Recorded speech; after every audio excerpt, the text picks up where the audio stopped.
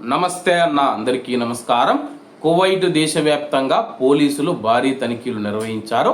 వివరాల్లోకి వెళితే కువైట్ దేశవ్యాప్తంగా శాంతి భద్రతలను పర్యవేక్షించేందుకు మరియు చట్టాన్ని కఠినంగా అమలు చేసేందుకు మినిస్ట్రీ ఆఫ్ ఇంటీరియర్ రంగంలోకి దిగింది. సెక్యూరిటీ రిలేషన్స్ మరియు మీడియా విభాగం ఆధ్వర్యంలో వివిధ క్షేత్రస్థాయి విభాగాల సమన్వయంతో కువైట్ దేశంలోని అన్ని ప్రధాన ప్రాంతాలలో విస్తృతంగా తనిఖీ కేంద్రాలను ఏర్పాటు చేశారు.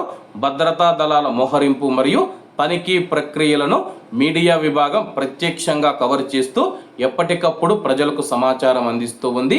అలాగే చట్టవిరుద్ధమైన కార్యకలాపాలను అరికట్టడం ద్వారా కువైట్ దేశం పైన పూర్తి పట్టు సాధించడమే ఈ యొక్క ఆపరేషన్ లక్ష్యం.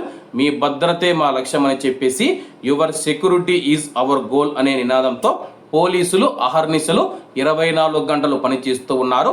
ప్రజలందరూ పోలీసుల తనిఖీలకు సహకరించి చట్టాలను గౌరవించాలని చెప్పి అధికారులు విజ్ఞప్తి చేస్తూ ఉన్నారు. ప్రస్తుతం కువైట్లో మనం చూసుకుంటే గందరగోళ పరిస్థితులు ఏర్పడ్డాయన్నమాట. ఎందుకంటే ప్రజల యొక్క ఆలోచనలు ఒక్కొక్కరు ఒక్కొక్క విధంగా ఆలోచిస్తూ ఉన్నారు. వాళ్ళలో ధైర్యం నింపేందుకు, వాళ్ళలో భయం పోగొట్టేందుకు, వాళ్ళల్లో ఉన్న మానసిక ఒత్తిడి, మానసిక భయం ఏదైతే ఉందో దాన్ని తొలగించేందుకు కువైట్ దేశవ్యాప్తంగా చెక్ పోస్టులను ఏర్పాటు చేసి నిరంతరం మేము కువైట్లోని అన్ని ప్రాంతాలను పర్యవేక్షిస్తూ ఎక్కడైనా సరే కానీ అనుమానాస్పద కార్యకలాపాలు జరుగుతూ ఉంటే వెంటనే అక్కడికి చేరుకొని చట్టవిరుద్ధమైన కార్యకలాపాలను వెంటనే మేము పర్యవేక్షిస్తూ ఉన్నాము.